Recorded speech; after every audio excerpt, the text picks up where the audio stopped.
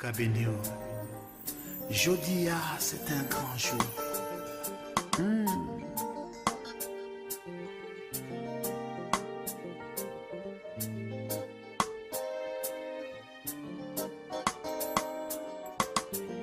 Et mariage, c'est pas un jet, c'est un bagage sérieux. Le mariage est sacré et c'est travail bon Dieu. C'est un bagage divin, c'est Dieu qui créait. Nous qu'à béni bon Dieu, pour tout ça il fait. Bonsoir bien-aimés, bienvenue dans votre émission L'homme et la femme, une véritable mission. Ce soir, nous allons vous parler de la belle famille. Et oui, la belle famille. Les couples, le mariage est une bénédiction, mais parfois à cause ou grâce à la belle famille, ça peut être une réelle bénédiction en plus. Et à cause de la belle famille, ça peut aussi être une source de beaucoup de soucis. Alors ce soir, avec mon invité, on va essayer d'en discuter, de parler, de donner notre point de vue et aussi, surtout, ce que la parole nous en dit, qu'est-ce que la parole de Dieu nous conseille par rapport à cette relation, par rapport à cette situation. Et pour ce faire, donc, j'ai à mes côtés la servante de Dieu, Patricia Osango. Bonsoir, Patricia. Bonsoir, maman Zouzou. Comment allez-vous? Je me porte bien, le Seigneur fait grâce. Amen, gloire au Seigneur. Alors, sans plus tarder, chère Patricia, est-ce qu'il est possible que tu puisses, on va se tutoyer si tu veux bien? Pas de problème. Voilà, est-il possible que tu te présentes à nos téléspectateurs, téléspectatrices, leur dire qui tu es, qu'est-ce que tu fais? Oui, donc voilà, moi je m'appelle Patricia Osango, je suis mariée avec le pasteur Betsalel Osango.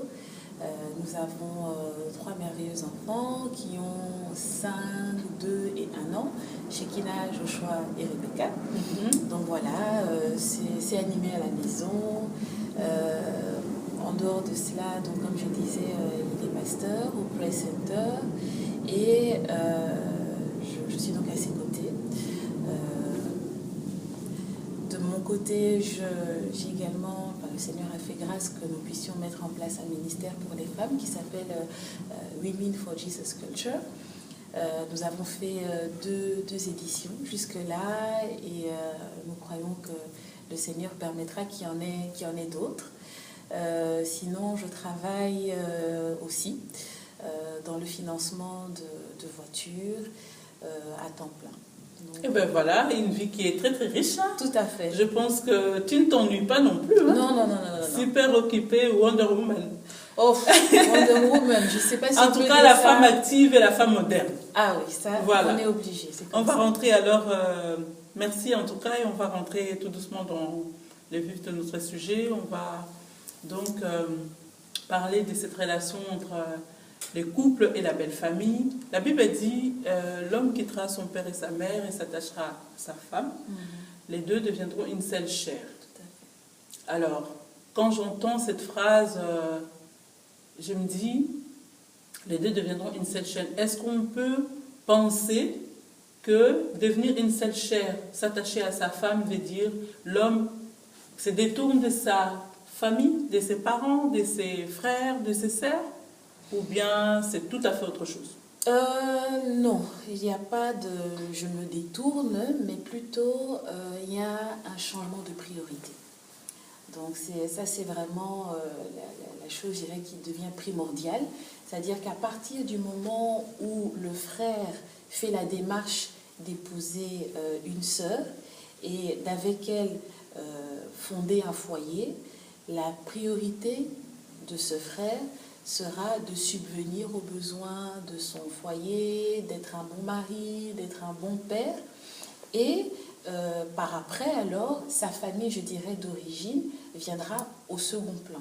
C'est comme ça que le Seigneur a fait les choses et c'est pour ça qu'il dit que l'homme quittera son père et sa mère et s'attachera à sa femme. Tout à fait. Donc, et alors, quel comportement l'homme ou la femme devrait alors avoir, en tout cas les conjoints, devraient avoir face à sa belle famille, l'époux ou l'épouse? Est-ce que la personne doit considérer sa belle famille comme faisant aussi partie de sa famille ou peut-être comme des étrangers, simplement? En fait, est-ce que l'époux ou l'épouse considère que donc, la famille de son conjoint est plutôt sa nouvelle famille, donc elle fait partie intégrante de cette famille, ou bien j'ai un mari, ou bien j'ai une épouse, mais sa famille ne me regarde pas, enfin ça ne me concerne pas. Alors là, je dirais plutôt que c'est important de rechercher la paix, parce que le Seigneur nous pousse dans cette relation-là et nous dit bien dans Hébreux 12 de rechercher la paix pour autant que cela dépende de nous. Non seulement il y a donc cet aspect-là, mais surtout la belle famille, donc que ce soit du côté du mari ou du côté de la femme, doit être respectée également, parce que ils ont quand même contribué pour que l'époux ou l'épouse soit, par la grâce de Dieu, la personne justement qui comble notre cœur. Donc à partir de ce moment-là, il faut les aimer, il faut rechercher la paix avec eux et avoir de bonnes relations. Ce qu'il faut rechercher, c'est avoir une bonne relation. Ça c'est primordial, mais bon, on ne vit pas non plus 24 heures sur 24 avec sa belle famille. Oh, mais parfois, on serait étonné. Il y a des couples qui vivent avec, en fait, c'est les couples qui vivent dans la belle famille de l'une ou l'autre conjoint, mais voilà. Mais bon, là, c'est quand même une situation qui n'est pas évidente, je pense, à gérer. Et d'ailleurs, même le Seigneur nous dit bien, l'homme quitte son père et sa mère. C'est-à-dire que le principe est de sortir de l'environnement, physiquement aussi, et de pouvoir créer son foyer ailleurs. Donc toi, homme, tu quittes, tu prends ta femme, vous allez à quelques kilomètres, si tu veux pas être loin de papa, maman, vous allez donc faire votre maison, vous vous installez, vous établissez votre manière de vivre, vous mettez vos règles foyer, en fait, en avec place, avec vos nouvelles règles, des choses qui vous convenez. Vous mettez en place vous créez votre univers, voilà, c'est ça. Un univers qui vous convient, qui vous comble et surtout qui vous ressemble. Et que faire quand même malgré le fait que donc on a bien quitté son papa, sa maman, ses frères et ses sœurs, enfin physiquement, mais mentalement aussi, ce qui est important parce qu'on peut très bien quitter physiquement, mais mentalement, on est toujours bien attaché à ses parents, à ses frères et sœurs, comme si rien n'avait changé. Mais si admettons que bon, on a bien quitté, donc aussi bien mentalement, physiquement, mais malgré tout, la belle famille vient quand même trop s'immiscer, on va dire, dans le nouveau foyer. Que faire? Quelle attitude le conjoint, l'un des conjoints, enfin celui qui est entre guillemets envahi, peut avoir pour supporter un peu cette relation? Ça, ce sont malheureusement des situations que l'on rencontre beaucoup. Un beau-père, une belle-mère, une belle-sœur qui se retrouvent, je dirais, qui envahit l'environnement des mariés. Dans ce cas-là, ce n'est pas la personne envahie ou le conjoint envahi qui doit s'interposer. Parce que ça peut être très mal interprété. Parce que justement, le conjoint envahi est un nouveau membre justement dans cette famille-là. Donc, c'est plutôt, par exemple, si c'est la famille du monsieur qui vient envahir la maison, ce sera alors au monsieur à parler à sa propre famille en expliquant, écoutez, toujours avec beaucoup d'amour et vraiment en essayant de garder le plus possible la paix, en disant, écoutez, vous savez, moi maintenant, je me suis mariée, peut-être que voilà, vous n'acceptez pas ma femme, ou peut-être que vous trouvez qu'elle cuisine pas assez bien, ou je sais pas. Donc vraiment, s'il y a des reproches, ou s'ils envahissent, ou s'ils s'immiscent un peu trop dans sa vie, ce sera à lui à faire savoir à sa propre famille que, écoutez, essayons de mettre un petit peu de distance parce que je tiens à préserver mon foyer. Donc, comme vous l'avez entendu, si vous êtes dans cette situation où vous êtes envahi par votre belle famille, que ce soit votre belle-mère, votre beau-père, votre beau-frère, belle-sœur, peu importe qui vous envahit, sachez que ce n'est pas à vous, enfin vous, la personne envahie, d'intervenir dans cette situation, mais il est préférable de parler à votre conjoint et de lui suggérer à son tour de parler à sa famille pour éviter donc de pouvoir s'engouffrer dans de conflits interminables et irrésolus. Donc la meilleure chose à faire, c'est vraiment d'agir avec sagesse et discernement et d'essayer surtout de préserver le couple. Amen. Voilà. Alors la question qui vient souvent, j'entends souvent en fait, je n'ai pas eu ce cas parce que franchement par rapport à mes beaux-parents, je ne les ai pas connus, donc je ne sais pas, j'entends souvent les gens dire « Ah, ma belle-mère, quelle poisse !» C'est rarement le beau-père, on parle souvent de belle-mère et je ne sais pas pourquoi c'est toujours le belle-mère. D'ailleurs, c'est ma question. Pourquoi y a-t-il toujours un conflit entre une belle-mère et une belle-fille? Pas toujours, souvent. Souvent. C'est des choses qu'on entend souvent. Mais c'est très rare quand même entre une belle-mère et un beau-fils. C'est souvent belle-mère et belle-fille.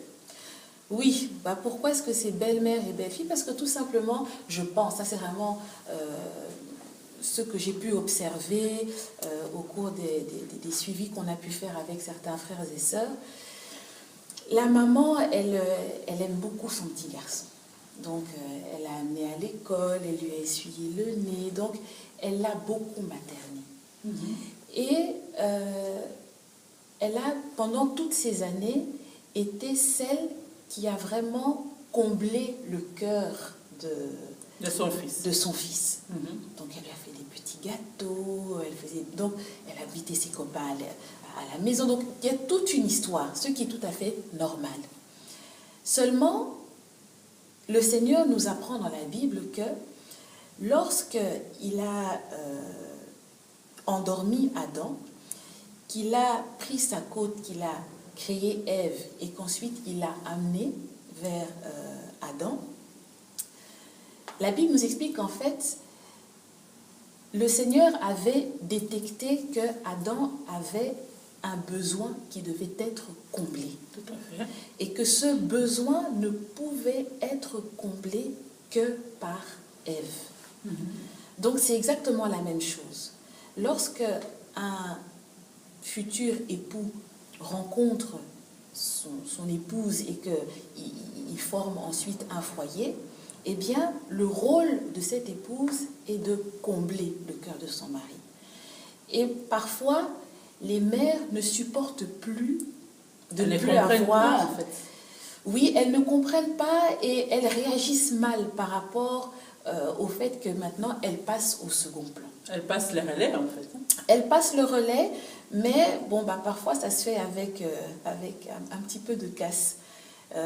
Et c'est pour ça vraiment que je crois que c'est important pour les belles-mères de non seulement, surtout quand elles sont chrétiennes et qu'elles prient pour le mariage de leur enfant, c'est important qu'elles prient non seulement pour que la femme qui va venir se marier avec leur fils puisse combler le cœur de leur fils, mais que pour que également elles-mêmes soient préparées et qu'elles acceptent cette situation et le détachement. Oui. On ne prie pas seulement pour son enfant, mais on prie également pour soi-même parce que, voilà, pendant une vingtaine d'années, vous avez vécu avec votre enfant, le choyer, prendre soin de lui. Et c'est vrai que c'est une coupure, c'est un déchirement. Mais le Seigneur a voulu que les choses soient ainsi. Mais je peux aussi dire quelque chose par rapport à ça, c'est que, comme tu l'as si bien dit, la maman a choyé l'enfant et puis à un moment donné, il faut céder, donc céder la place. Et les faits, en fait, elle lui a donné aussi une certaine éducation, une certaine façon de voir les choses. Et le fait, en fait, de savoir que la personne qui va prendre les relais peut avoir eu un autre modèle en termes d'éducation, je pense que, je ne veux pas défendre les belles-mères, mais je pense que ça peut aussi, ça effraie la belle-mère. Donc, elle s'est dit, peut-être, est-ce qu'elle ne va pas détourner mon fils de moi? Est-ce que si? Est-ce que ça? Donc, je pense que ça peut aussi... parfois, elles peuvent se conduire comme ça simplement parce qu'elles ont une certaine peur en elles, alors qu'elles savent très bien que le fils, leur fils l'aime toujours, mais elles peuvent avoir une certaine peur et craindre que le fils se détourne totalement. Donc, il y a aussi certainement de belles-mères qui sont genre, peut-être méchantes aussi. Donc, elles n'ont pas forcément cette peur, mais ce n'est que par pure méchanceté et parce qu'elles ont envie vraiment de garder la main mise sur leur fils, qu'elles n'acceptent pas, bon, elles peuvent rejeter la belle-fille. Donc, il y a des situations qui sont comme ça, il y a des situations où les belles-mères sont, on va dire, méchantes vraiment. Je vais donner un cas que j'ai connu, en fait, qu'on m'a rapporté en tout cas. Il y a un couple qui vivait tranquillement avec leurs enfants jusqu'au jour où ils ont recueilli la belle-mère, donc la maman de l'homme, dans le foyer. Au départ, quand elle est arrivée, elle était bien accueillie par sa belle-fille, mais tout de suite, en fait, elle a commencé à s'imposer. S'imposer, c'est-à-dire que quand la belle-fille faisait à manger, elle faisait aussi à manger de son côté, pour son fils. Alors qu'elle, elle faisait pour tout le foyer. Donc, son fils était un peu partagé. Il devait d'abord manger ce que sa femme préparait. Ensuite, il devait quand même manger ce que maman préparait pour ne pas la froisser. Mais c'est vite devenu une situation ingérable. Parce que, comme tu l'avais si bien dit au départ, donc c'est à l'homme de prendre le temps de parler à sa famille pour dire que voilà, maintenant moi j'ai un nouveau foyer, voilà les règles de notre maison. Mais il n'a pas eu le temps, enfin il n'a pas pris le temps d'expliquer à sa maman que voilà, maintenant que tu es chez nous, voilà les règles de la maison. Je pense que c'est un point important. Donc, qu'est-ce qui s'est passé? C'est qu'à un moment donné, ça a créé un conflit dans le couple et la femme a fini par quitter la maison. Quitter la maison et l'homme est resté pensant que bon, sa maman n'avait rien à voir, enfin que sa maman faisait bien et que c'est sa femme qui exagérait. Et grâce à Dieu, quelque part, pour son couple, plus tard, il s'est vite rendu compte que maman était réellement envahissante et que ce n'était pas l'imagination de sa femme ni une jalousie quelconque. Et pour les maris, à son tour, il a compris que non, le danger était réel.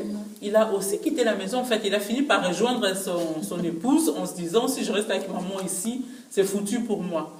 Mais il a mis du temps pour comprendre ces choses. Et finalement, bon, ils ont cédé la maison. En fait, ils ont été habités ailleurs et la belle-mère est restée dans la maison. Oui, pour le bien de tous. On a dit, bon, maman, tu restes ici, nous, on s'en va. Mais ce qu'il faut dire à nos téléspectateurs, c'est que c'est vraiment important de pouvoir... Et n'importe quel visiteur qui vient chez vous, parce qu'on parle de belle famille aujourd'hui, mais ça peut être un ami, ça peut être n'importe qui.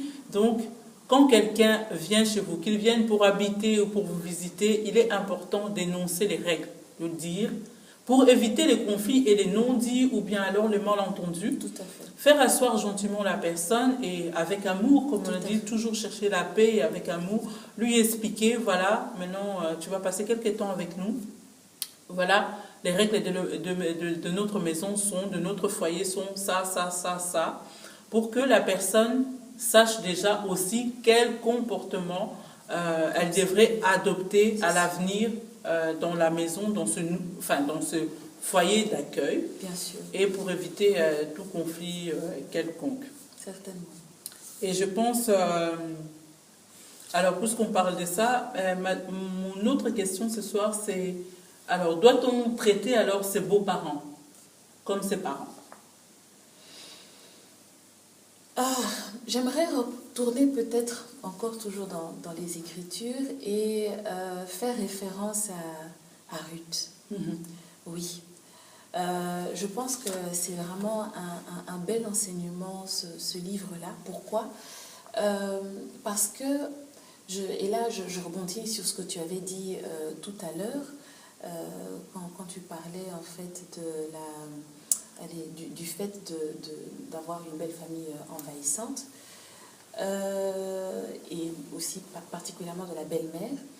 Je pense que le rôle de la belle-mère est vraiment primordial. Parce que la Bible dit également que c'est la femme qui bâtit. Et du fait qu'elle bâtit, elle n'est certes pas le chef de famille, mais c'est elle qui bâtit. Et c'est important d'avoir ce rôle de bâtisseuse. Que l'on soit maman, que l'on soit belle-mère, que l'on soit belle-sœur, c'est important de toujours avoir à l'esprit le rôle de bâtisseuse et non pas de destructrice. Parce que une fois que l'on se place quel que soit l'environnement où on se place, que ce soit pour aller voir ton frère qui s'est installé ou ta soeur qui s'est installée, si tu vas... Parce que souvent, c'est ce qu'on voit beaucoup dans nos familles africaines. On voit les belles sœurs ou les belles-mères qui disent « Ah tiens, il y a une nouvelle recrue, viens ici, on va un peu te tester. On va un peu voir si tu es assez résistant, si tu es assez solide. Mais quand on se place dans ce point de vue-là, nous ne sommes pas là pour détruire, pour bâtir, et au contraire, c'est plutôt pour détruire. Et pour revenir à ce que je disais dans le livre de Ruth, on observe que Ruth s'est vraiment attachée à Naomi d'une façon particulière. La Bible ne nous explique pas le caractère, je dirais, de Naomi, comment est-ce qu'elle vivait avec son mari, s'il était une femme heureuse. Non, la Bible ne nous dit pas ça. Mais seulement, je pense que le Seigneur nous fait comprendre que l'attachement de Ruth à sa belle-mère était dû au fait que, ayant vécu avec elle, parce qu'à l'époque ils vivaient tous dans la même maison, elle a pu voir quand elle a perdu son mari, donc Elimelech et ses deux fils, elle a vu comment est-ce que cette belle-mère Naomi s'est attachée à Dieu. Elle a vécu, donc Ruth a vécu avec Naomi des moments très difficiles d'adversité. Il y avait la famine, tout ça.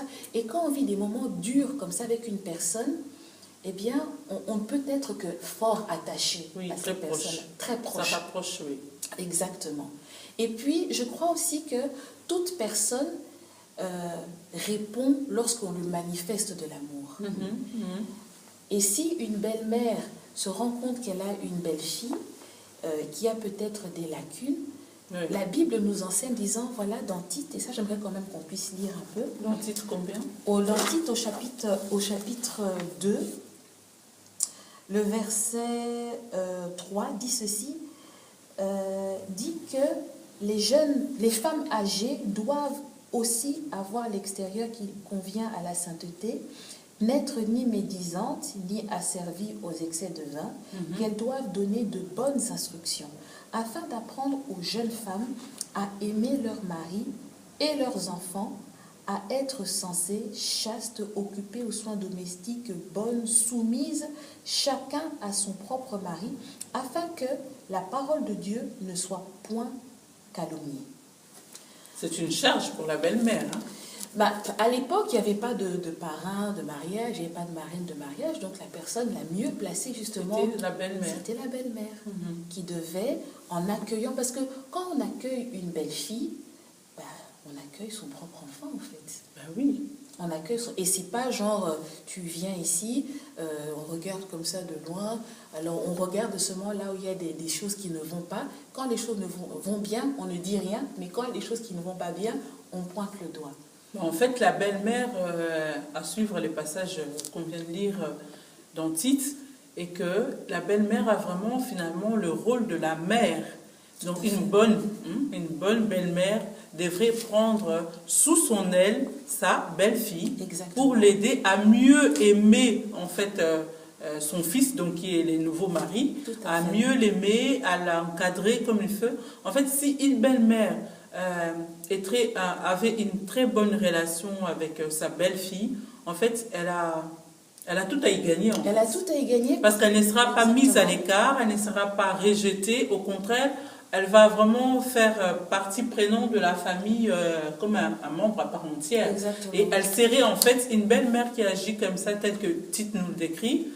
Ça serait une belle-mère qui, en fait, qui sait où est sa place. Exactement. Et qui s'est détachée réellement de son fils, qui sait que maintenant, mon fils a un nouveau foyer, ou bien même parce que mon fils a un nouveau foyer, je dois tout faire, mettre tout en œuvre pour pouvoir aider les nouveaux foyers à vivre au mieux leur nouvelle vie. Tout à fait, parce que lorsque la belle-fille entre dans le mariage, c'est normal qu'il y ait des lacunes. Donc on apprend, c'est une nouvelle vie, on apprend à réfléchir à deux, en se disant, voilà, je ne dois plus penser qu'à moi, je dois penser à mon mari, quand il va rentrer, qu'est-ce qu'il aime bien manger, comment est-ce que sa maman cuisinait, je ne vais pas cuisiner forcément tip-top comme ma mère, mais si la belle-mère peut donner des petits tuyaux, en disant, tu sais, ça ton peut mari, aider dans la relation. il aime bien, par exemple, que les choses soient un peu pimentées, hein, mais pas forcément de manière mauvaise, mais vraiment pour aussi créer une relation entre elles aussi. Une relation entre elles. Et beaucoup de, comment on appelle ça, de complicité. Oui. Voilà, ça c'est important. Et c'est beau quand on voit une belle-mère et une belle-fille, on se dit, ah mais ta mère, ah non, c'est pas ma mère, c'est ma belle-mère. Oui. Tellement qu'elles Non, sont c'est vrai, complices. tout à fait. C'est beau. Heureusement, il y a quand même des relations comme ça entre belle-fille et belle-mère qui existent, parce que personnellement, j'en connais aussi.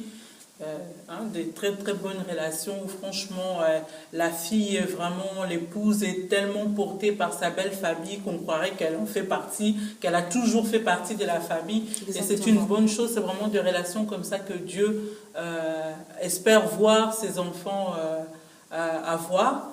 Et donc voilà, on vous conseille vraiment ce soir, enfin si les belles-mères nous regardent ce soir, et on vous demande vraiment d'être assez aussi ouverte vis-à-vis de vos belles-filles, mais aussi de vos beaux-fils.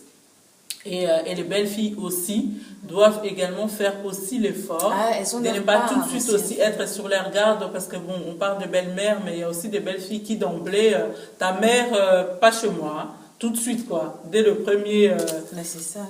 Et ça aussi, ça ne va pas. Donc je pense que les belles-filles aussi doivent, elles, à leur tour, essayer aussi de se rapprocher de leur belle-mère. Tout à fait. Et tout ça. Et accepter le fait aussi que pour la belle-mère, c'est aussi difficile de lâcher totalement le fils. Mais dans ce que tu as expliqué, si la relation, il y a une bonne complicité entre la belle-mère, la belle-fille, chacun, au début, chacun un peu sur ses gardes, c'est normal. L'épouse doit essayer de faire sa place. La mère doit aussi essayer de lâcher, mais entre-temps, elle a peur aussi de perdre sa place. Donc, c'est tout à fait normal qu'à un moment donné, enfin, que chacun ait des réserves, mais qu'ensemble, qu'on y mette vraiment de la bonne volonté et que l'épouse essaye aussi de se rapprocher de la belle-mère pour pouvoir créer une relation qui va aider le nouveau couple. Tout à fait. C'est important que la belle-fille aille aussi justement parler un peu avec la belle-mère, essayer d'en savoir un peu plus, parce que c'est vrai que de nature, parfois les hommes ne sont pas très bavards, mais la belle-mère, quand elle se sent aussi à l'aise, elle se sent respectée, elle se sent honorée, parce qu'ils doivent aussi être honorés, et bien du coup, elle va pouvoir s'ouvrir et partager parfois des choses, peut-être qu'elle ne partage pas avec son fils, mais qu'elle pourrait partager avec sa belle-fille. Exactement. Et on arrive tout doucement à la fin de notre émission. C'est une première partie qu'on aborde ce soir parce que le sujet, c'est vrai que c'est un sujet intéressant et abondant. On va essayer de continuer cette émission, ce sujet, en tout cas d'aborder ce sujet lors d'une deuxième émission. Mais ce soir, chère Patricia, qu'est-ce que tu pourrais dire, par exemple, à une belle-fille? C'est vrai qu'on n'a pas beaucoup parlé des beaux-fils et des beaux-pères. On essaiera prochainement, en tout cas, d'en parler lors de la deuxième émission qui continuera sur ce sujet. Que peux-tu dire ce soir à une belle-fille ou à une belle-mère? Quel conseil donner si, au milieu de nous, enfin, parmi ceux qui nous regardent, on vivent peut-être une situation vraiment conflictuelle avec la belle famille, soit la belle-mère est invivable, soit alors c'est les belles-sœurs, ou soit c'est les beaux-pères. Que dire à celle qui ne sait pas quoi faire? Ça c'est important de pouvoir soulever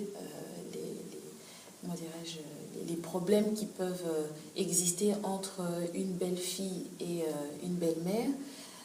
Eh bien, moi, je partagerai tout simplement à toute belle-mère et à toute belle-sœur, si jamais il y a une situation de conflit, de pouvoir vraiment fléchir les genoux devant le Père et demander surtout au Père de ne jamais cesser d'aimer la belle-fille et de ne jamais non plus cesser d'aimer la belle-mère.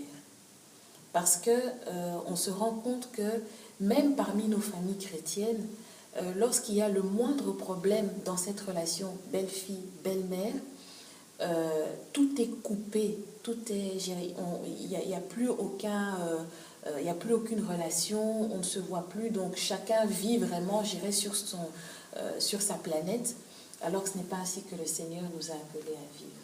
Donc vraiment fléchir les genoux et vraiment rechercher la face du Seigneur, intercéder sans cesse pour la personne concernée et surtout prendre aussi la peine de pouvoir parler avec la belle-fille du moins, avec son époux et également la belle-mère parler avec son fils pour que la personne qui se retrouve, je dirais, entre le marteau et l'enclume puisse être vraiment utilisée par le Seigneur pour recoller les morceaux.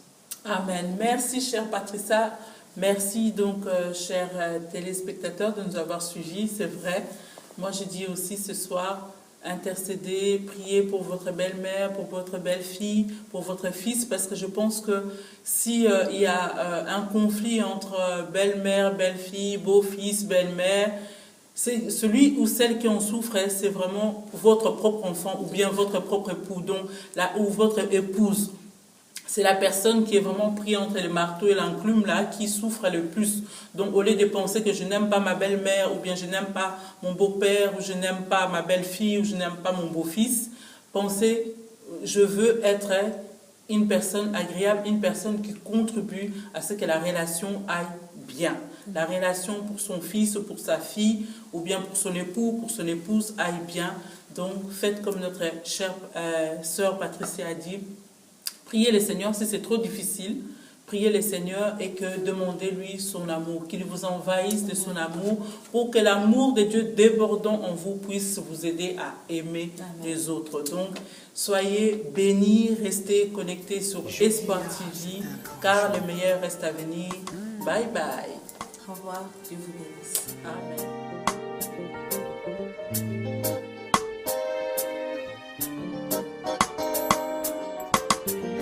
Les mariages, c'est pas un jet, c'est un bagage sérieux. Le mariage est sacré et c'est travail bon Dieu. C'est un bagage divin, c'est Dieu qui créait. Nous qu'a béni bon Dieu, pour tout ça il fait.